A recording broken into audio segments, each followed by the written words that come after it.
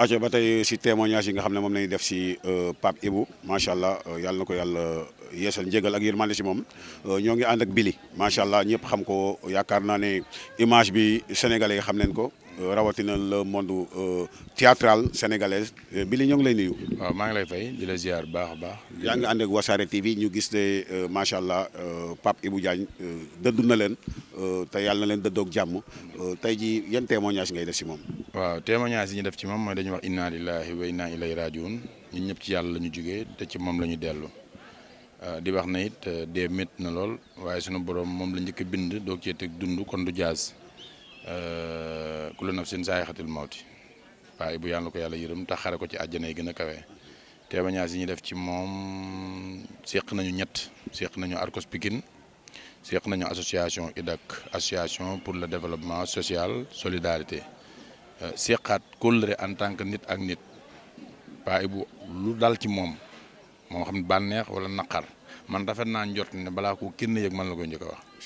loolu moom sunu borom dogal na ko muy nit ku am kóllëre di nit ku oyof di nit ku dal di ko xam àdduna di ko xam ni rafet nañ ci moom njort ndax dañ ne nit ki bu dëddoo àdduna bu kër gi bëree nit ñamu bàyyi ñu baax lañ waaye bu armeel yi bëree nit ka dem ku baax la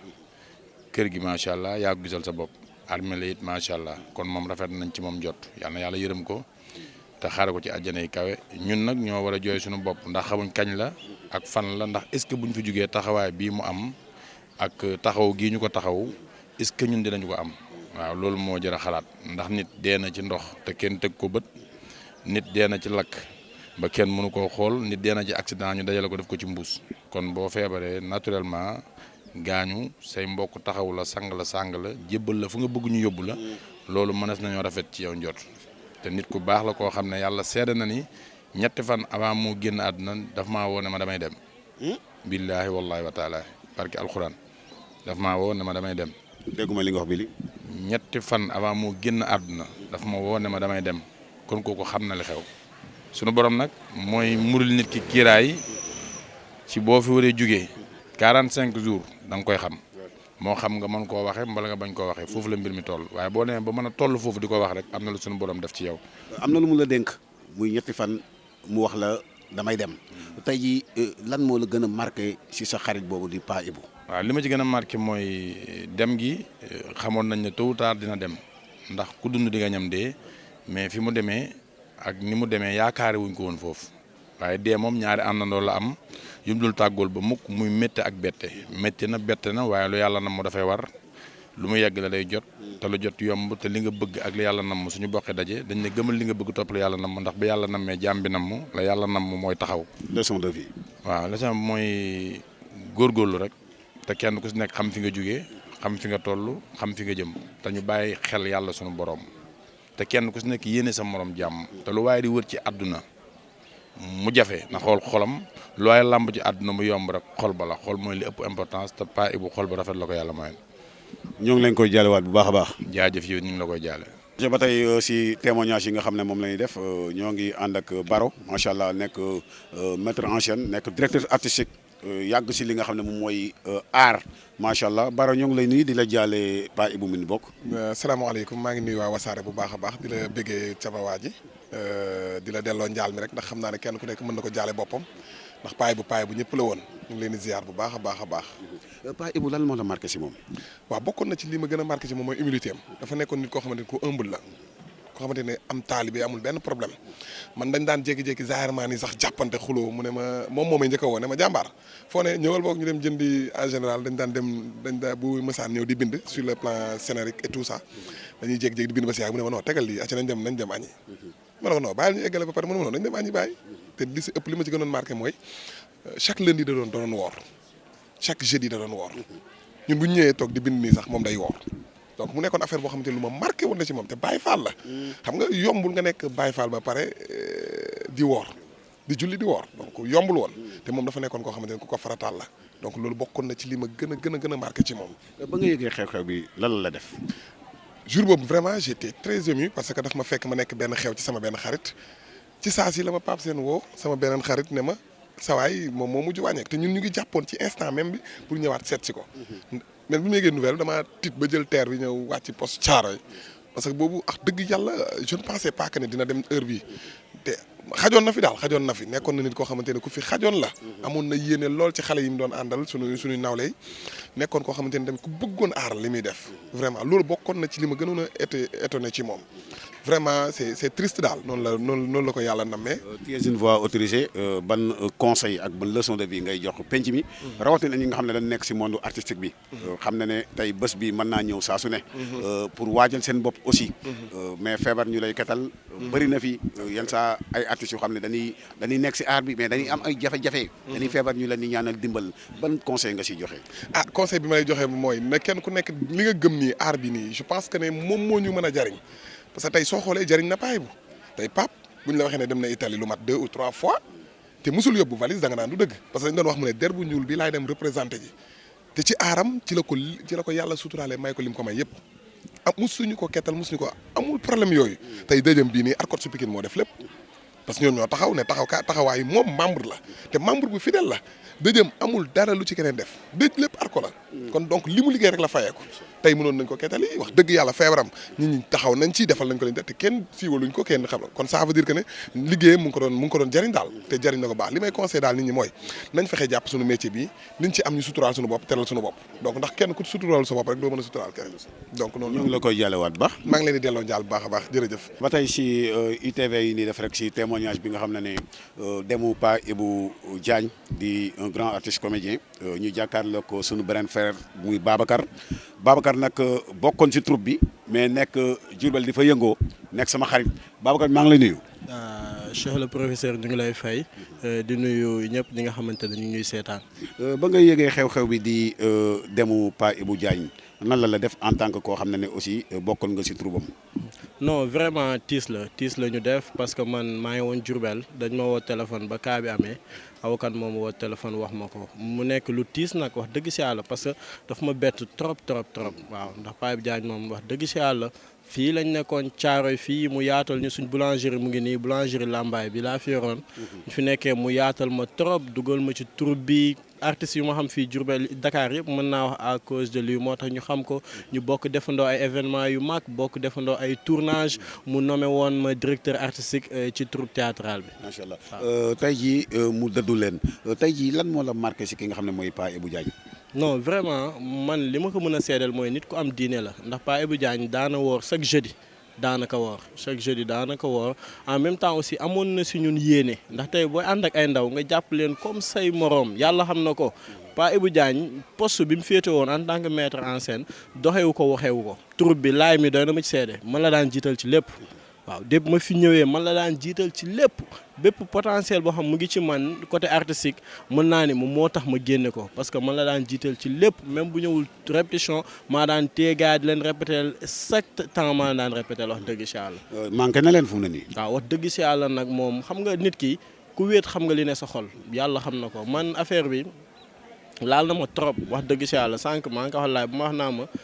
gore moo tax nga jógee Diourbel ñëw ma ne ko ba su Pape mënuñu ñàkk ñëw ndax kóllëre ginnaaw lay féetee lu ñu mës a sëkk lépp lu baax la jàmm kese lañ mës a sëkk ak salaam waaw moom ñaanal ko la ñuy def di ko ñaanal un jour mës naa toog mu neen Babacar su ma gaañoo seen salaatu ala nabi bi ngeen di def salaatu fatiha bi ngeen di def muy allahumma salli ala sayyidina muhammadinil fatihi lima uliqa wal xaatimi lima sabax naas bil xaqi wal haadi ila siratikal mustaqim wa ala alihi haqqa qadri miqdaar mu ne ni ngeen ma ko ñaanal su ma génnee àdduna loolu c'était en 2016 la ñu ko waxoon waaw te bu mu koy wax ci mbooloo lañ toogoon mu wax ko waaw moo xam nag lu mu ci gis ba taxoon mu wax ñu ko ñu ngi koy ñaanal daal fi mu nekk mu gënal ko fi nga xamante ni fii la jógee. ñoo ngi la koy jaalewaat encore. ok ñu ngi leen koy jaalewaat bu baax a baax. jaajëf sëñ bi ñoo ngi lay nuyu. waaw ñu ngi lay fay bu baax a baax. sëñ bi ba tey yan kàddu ngay rotal si dem bi nga xam ne Pa Ibou Diagne dem na ko. waaw Pape instant bi sax mënuma wax dara si moom loo xamante ne nii sori na ko waa ndax sama xol dafa gaaw a tooy maanaam nekkoon na ci koo xamante ni caaray fii dëkku fi mais dafa mel ni mu ngi fii la juddoo ñëpp a ko xam jàpp am na jàmm am na diine. barki Serigne Babacar Sy musula toog lundi bu jot te du ko woor ak jeudi Pape foo mënti dem si caare yi di nga ko gis mu toog kaf ak xale yi ree ak mag ñi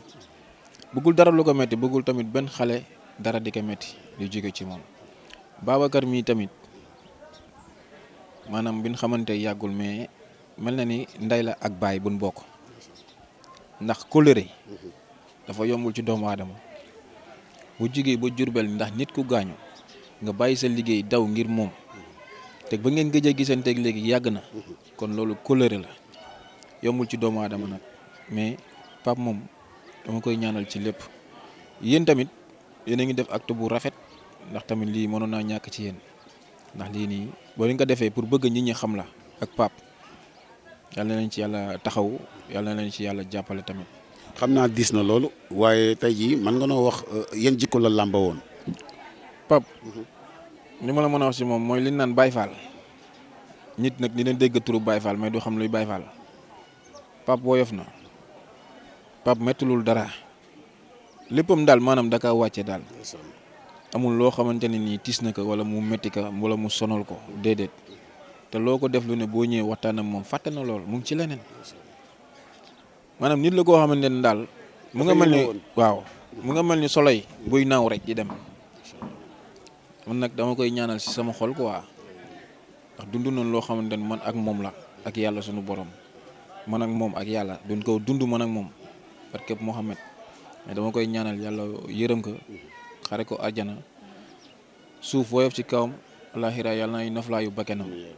ak boolum doomu aadama bu mu fekk foofu tamit loolu daal ñoo ngi lay koy jaale. ñu ngi leen koy delloo bu baax a baax a baax. aw ñoo ngi lay nuyu. fay naa leen.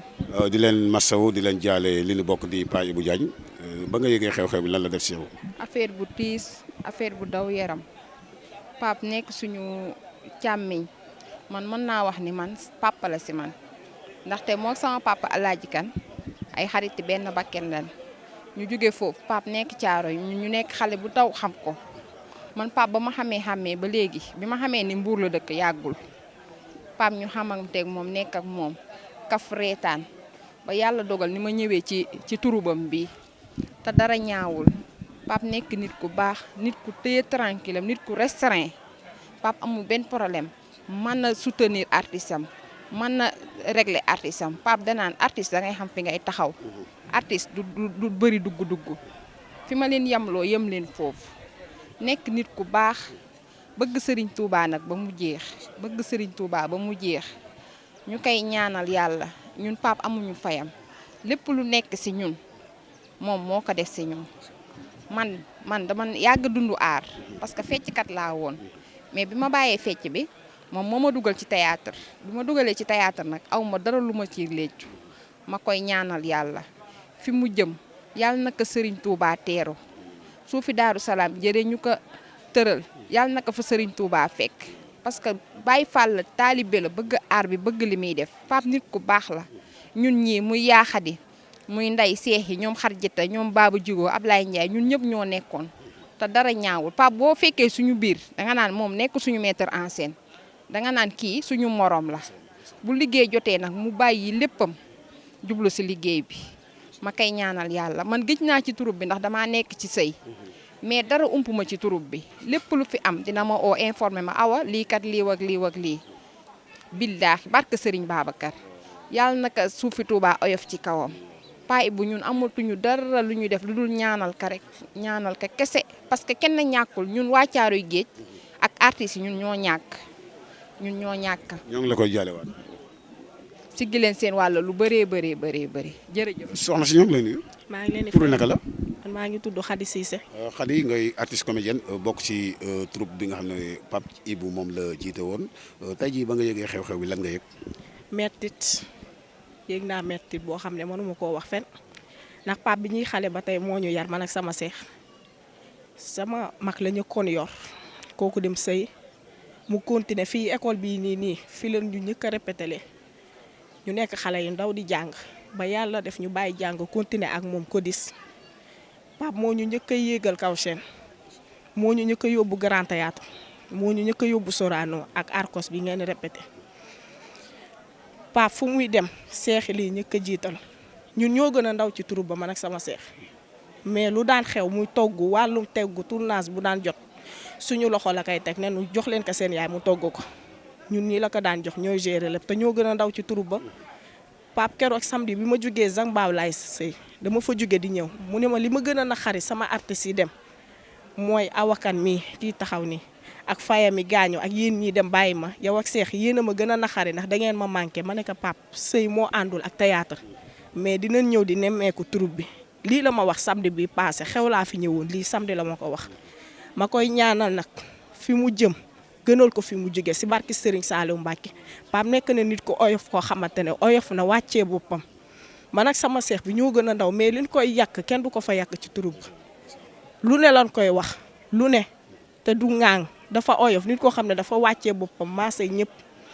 kenn amul naxar nag ñun ñoo am naxar ñun ñi nekkoon ñun ñi mu yar fii la ñu ko répété mu yóbbu ñu ko dis fu ne la ñu yóbbu Pape lu ñu xam tey su àdduna moom moo ñu ko xamal keroog laa toog di ko wax sama jëkkër ji si benn suñu dëju artiste ma ne ko Pape mii ngay gis tey ji boo ma gisee ba takk ma ba gis qualité yi ci man yàlla ak moom moo ko def ci man ndax moo ñu yar maa ngi koy ñaanal bu baax nag fi mu jëm gënal ko fi mu jógee. ñu ngi lay koy jëlewaat baax. sigil leen seen ko masawu bu baax a baax. amiin